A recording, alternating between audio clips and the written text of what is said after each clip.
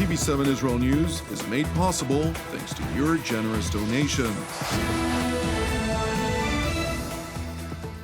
Shalom, good evening. This is TV7 Israel News broadcast to you from Jerusalem, and in today's top stories. Israel asserts it will not meddle in Syria's internal affairs. The Iranian proxy Hezbollah hopes for a new relationship with Damascus. An outline for a hostage release deal is reportedly imminent. The Middle East is changing rapidly, with the Islamic Republic of Iran defeated in almost all territories from which it launched its malign belligerence toward the State of Israel. Prime Minister Benjamin Netanyahu, in a televised statement, stressed that Jerusalem is acting with strength and discretion to guarantee its security on all fronts. A year ago, I said a simple thing: we will change the Middle East, and we are indeed changing it. Syria is not the same Syria, Lebanon is not the same Lebanon, Gaza is not the same Gaza, and the head of the Axis, Iran, is not the same Iran. It also felt the comfort of our arm. We are acting with strength and discretion to ensure security in the face of all regional countries and to bring stability and security to all of our borders. This does not mean that there are no more challenges ahead of us. There are some. Both versus Iran and its bleeding proxies, and also versus other potential threats, because reality is dynamic, it changes rapidly. The Israeli Prime Minister continued by asserting that Israel is not keen on war versus Syria. We have no interest in waging war with Syria. We will determine Israel's policy toward Syria according to the emerging reality on the ground. I recall that for decades Syria was an active enemy state of Israel. It attacked us again and again. It allowed others to attack us from its own territory. It allowed Iran to arm Hezbollah through its territory. To ensure that what was will not reemerge, we have taken a series of powerful actions in recent days. Together with Defense Minister Katz, I directed the IDF to thwart potential threats from Syria and to prevent a takeover by terrorist elements near our border. It is important to highlight that the IDF had struck approximately 200 targets over the weekend, essentially raising the number of targets struck over the course of the past week to over 700 targets in Syria, including strategic weaponry, munitions, biological weapons and labs, military infrastructure, and intelligence sites throughout Syria. Within a couple of days, we have destroyed capabilities that the Assad regime had built over decades. We did this to ensure that dangerous weapons would not be turned against us again from Syrian soil. We also hit the arms supply routes from Syria to Hezbollah. These are capabilities which Iran transferred to Hezbollah via Syria. Hezbollah Secretary General Naim Qassem said it out loud yesterday: Hezbollah has lost its military supply route through Syria. These words are, of course, further evidence of the severe damage we have inflicted on the entire Iranian axis. However, I would like to both clarify and warn, we are committed to preventing Hezbollah from rearming. This is an ongoing test for Israel. We must accomplish it, and we will do so.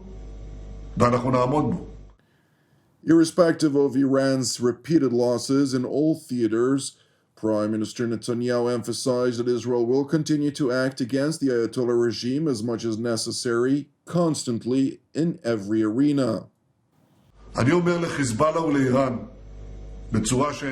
I say to Hezbollah and Iran in no uncertain terms, to prevent you from harming us, we will continue to act against you as much as necessary, constantly, in every arena. I discussed all of this again last night with my friend, U.S. President-elect Donald Trump. It was a very friendly, very warm, and very important conversation. We spoke about the need to complete Israel's victory, and we also spoke at length about the efforts we are making to free our hostages. We are constantly continuing to work tirelessly to bring our hostages home, both the living and the dead. And I add, as we frequently say, the less we speak about it, the better, and with God's help, we will succeed. וכך, בעזרת השם, גם נצליח. It is important to know that Jerusalem's Security Cabinet held a meeting yesterday to discuss the negotiations for a hostage release deal, with reports about an imminent agreement circulating in both Arab and Israeli security circles, with Qatar's foreign ministry noting a renewed sense of positivity. We have re-engaged with the parties in good faith as we are seeing a renewed sense of positivity in the sense that positivity in engaging, not necessarily in reaching a result. I don't have anything to report specifically, but what I can tell you is that there is a resumption of contact that we hope will be positive. Shifting gears to the Syrian front, IDF Chief of General Staff Lieutenant General Hezbollah Halevi hosted his American counterpart, CENTCOM Commander Michael Eric Kurilla, over the weekend, during the course of which they held a joint strategic security assessment focusing on responses to threats in the Middle East, particularly concerning Israel's northern front, as well as Iran. An IDF statement noted that the two discussed recent operational events and potential scenarios in the northern arena to ensure joint readiness for any developments. Subsequently, General Halevi traveled to Israel's northern front with Syria on the Golan Heights, during the course of which he addressed Jerusalem's decision to capture the demilitarized border zone along the 1974 Israel-Syria armistice line. We've been here for almost a week. The main reason is the security of the country. We are here to defend along the border in the Golan Heights, northern Golan Heights, and Mount Hermon. There was a country here that was an enemy state. Its army collapsed, and there is a threat that terrorist elements could reach here. We moved forward so that these terrorist elements will not establish themselves, extremist terrorists will not establish themselves right next to the border.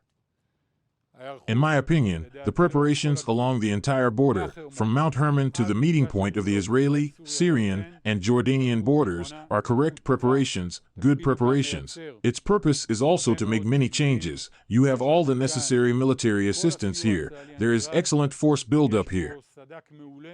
We have reserve soldiers, regular brigades, special units, general staff assistants from all directions. Use everything wisely. The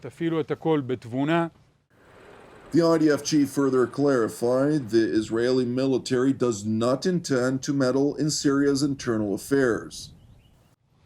We are not intervening in what is happening in Syria.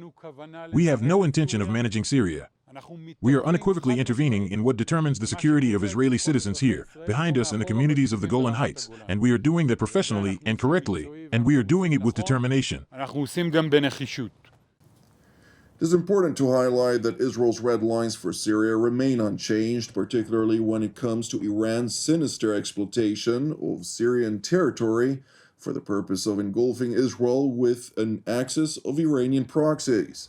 Moreover, as was noted by Prime Minister Benjamin Netanyahu, the leader of the Iranian proxy in Lebanon, Hezbollah, which sustained a devastating blow from Israel, acknowledged that the loss of Syria represents new challenges for his internationally designated terror group. We supported Syria because it held a stance opposing Israel and contributed to strengthening the resistance by facilitating its operations across its territory to Lebanon and Palestine. But now, the regime has fallen to new forces. We cannot judge these new forces until they stabilize, take clear positions, and the regime in Syria becomes stable. Yes, Hezbollah has lost the military supply route through Syria at this stage, but this loss is a detail in the resistance's work. A new regime could come and this route could return to normal, and we could look for other ways. The resistance is flexible and does not stop at any particular obstacle. What matters is the continuity of resistance, while the methods and routes can change and adapt. يمكن أن تتغير وتتبدل. Hezbollah's leader went on to voice hope that the new leadership in Damascus would maintain its animosity towards Israel and will see collaboration with Iran's heavily battered regional arms, despite vocal statements to the contrary. نتمنى أن يكون الخيار. We hope that the new regime and the Syrian people will choose cooperation between the two nations and governments of Lebanon and Syria, based on equality and mutual support. We also hope that this new ruling party will consider Israel an enemy and not normalize relations with it. These are the headlines that will affect the nature of the relationship between us and Syria.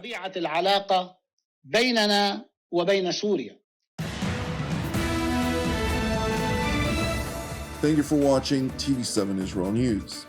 Since TV7 Israel is exclusively donation-based, your support is vital for the sustainability of our operations here in Jerusalem.